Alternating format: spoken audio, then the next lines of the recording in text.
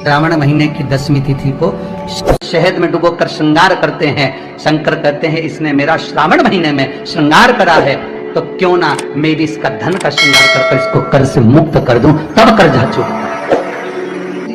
ये केवल श्रावण के महीने में किया जाता है, इसके सिवा कहीं कोई महीने में नहीं कर सकते। शमी के पत्ते को चाहे 21 हो, 11 हो, 51 हो, श्रावण महीने की 10वीं तिथि को उसको शहद में डुबोकर शंकर भगवान के शिवलिंग पर उसको श्रृंगार करो।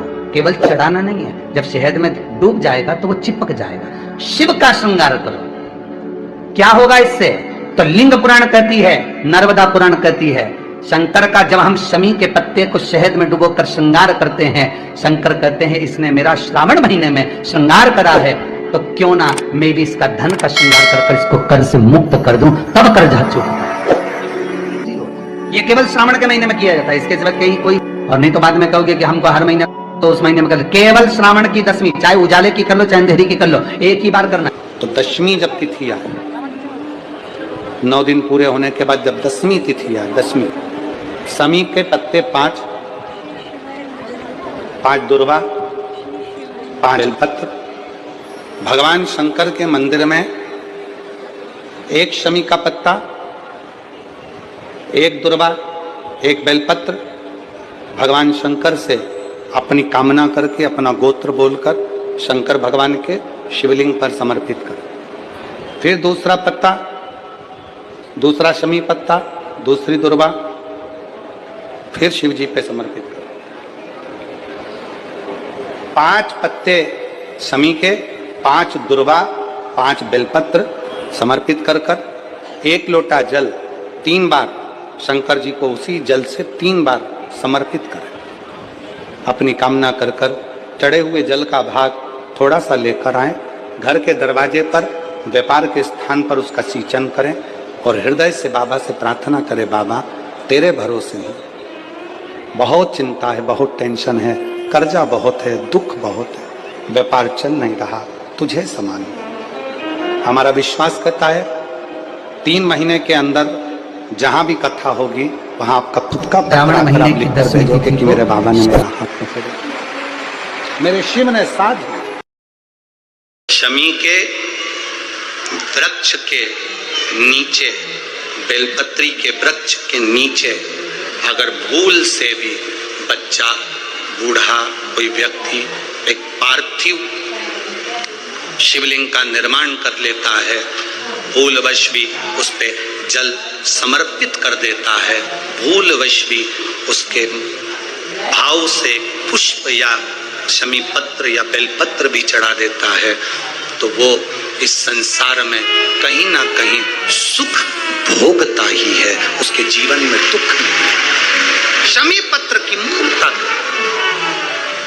शमी पत्र की मूलता, शमी का पत्र समर्पित की गई शमी का एक पत्ता, महादेव को अगर एक शमी का दिन समर्पित कर दिया जाता है तो जिंदगी में कभी वैभव और धन की कमी नहीं आती।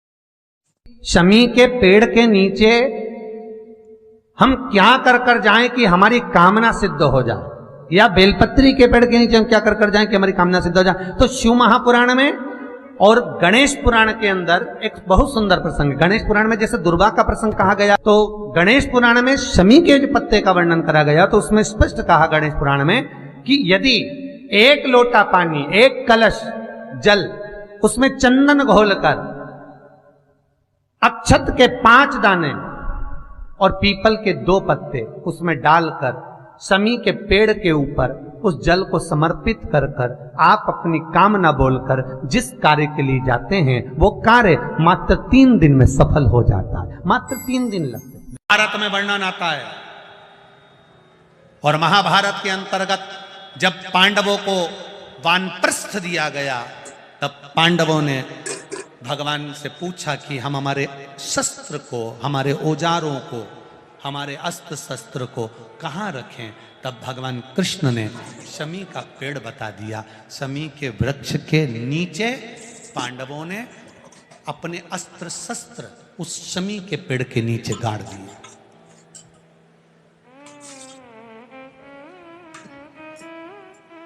शमी के वृक्ष के नीचे अस्त्र शस्त्र को गाड़ा गया। जब वानप्रस्थ पूरा हो गया, पांडव वापिस आए।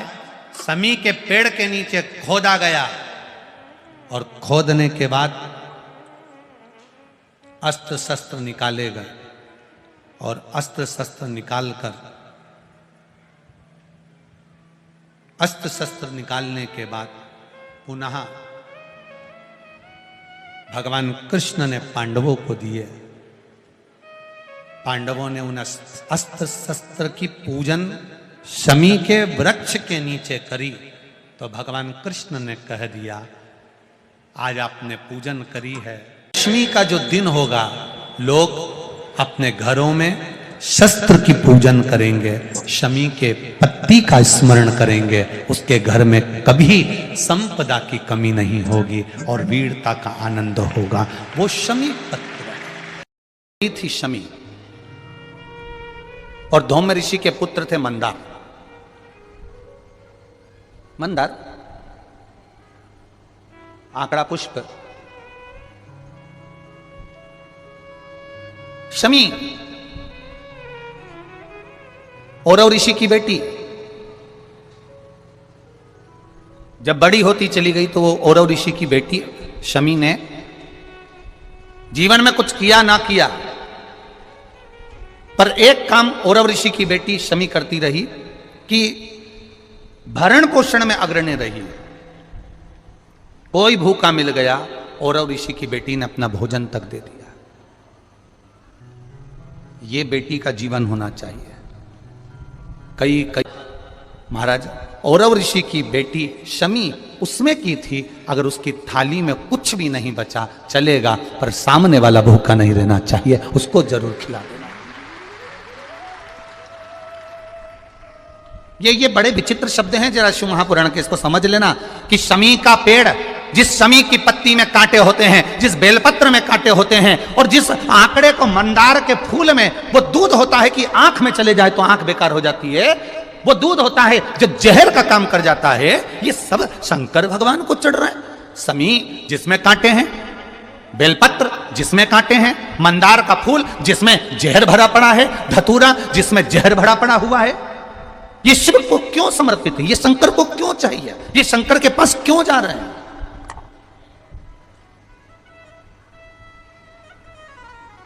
क्यों? उसका एक कारण है, सत्य बोलने वाला हमेशा बुरा होता है, हमेशा बुरा होता है। और वो सत्य बोलने वाला व्यक्ति, शमी कांटों में रमी हुई है, लदी हुई है, पर भाव शुद्ध है, उसका भाव गड़बड़ नहीं हुआ। उस शिव मंदिर में जाकर मात्र शिवलिंग का स्पर्श कर लेना। आप में से कितने लोग हैं जो शंकर जी के मंदिर में जाकर चंदन की 3 उंगलियां शिवलिंग पर घुमाते हैं? घुमाते हो ना शिवलिंग पर 3 उंगली? तो ये 3 उंगली घुमाने का फल क्या है?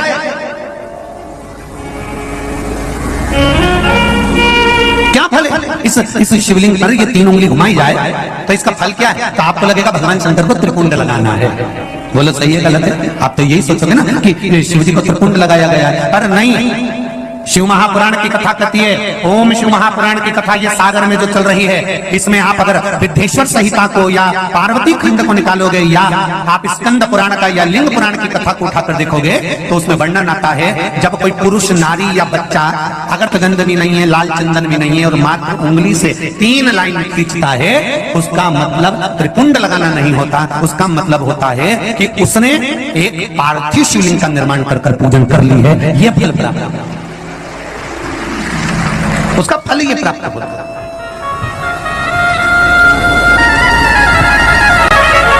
अब आप तो अभी तक सोचते थे कि हमने तो चंदन लगा दिया, हम तो भगवान को चंदन की लाइन खींचेंगे, हम भगवान को त्रिपुंड बनाकर आए। त्रिपुंड नहीं, भगवान शंकर को आपने त्रिपुंड लगाया वो अपनी जगह पर है, पर भगवान शंकर को जो आपने 3 लाइन खींची है, हाथ का जो स्पर्श कर कर घुमाया है, इससे पार्थिव शिवलिंग के निर्माण का फल प्राप्त हो जाता है।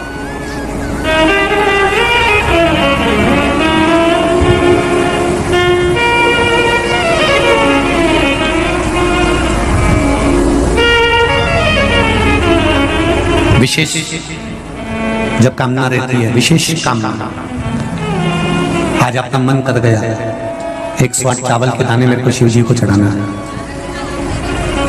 108 चावल के दाने मुझे शंकर भगवान को चढ़ाना। विशेष आज आपके मन में कोई मनोरथ बड़ा है, कोई कामना बड़ी है, और बाबा से आपने विनती करी कि मेरा ये कार्य अटक रहा है, आप पूरा करोगे, मुझे विश्वास है। 108 चावल के दाने चढ़ाना है। आपने चंदन लगाया, हाथ की हथेली पर 108 चावल के दाने जो घर से गिनकर लेकर गए हो उसको हथेली में रखा। एक एक चावल का दाना नहीं चढ़ाया, हथेली में रखकर जो विशेष कामना, जैसे किसी कर्मकांडी ब्राह्मण से पूछा जाए, पूजन होने के बाद में विशेष अर्घ दिया जाता है, विशेष अर्घ।